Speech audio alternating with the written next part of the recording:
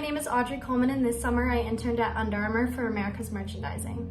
Some of the things I did on a day-to-day basis included data analytics and assortment planning for spring, summer, and fall, winter 2025. To get this internship, I applied through Under Armour's LinkedIn post and interviewed with men's apparel merchant Patrick Doherty, and then interviewed with his planner Jesse Kunkel.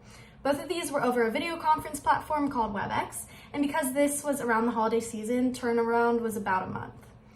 What I enjoyed most about my internship was being able to see how such a large fashion company operates, and I also really enjoyed giving my input on footwear colors. Three of the most important things I learned during my internship were the digital merchandising applications, excess product planning, and merchandise line planning strategies.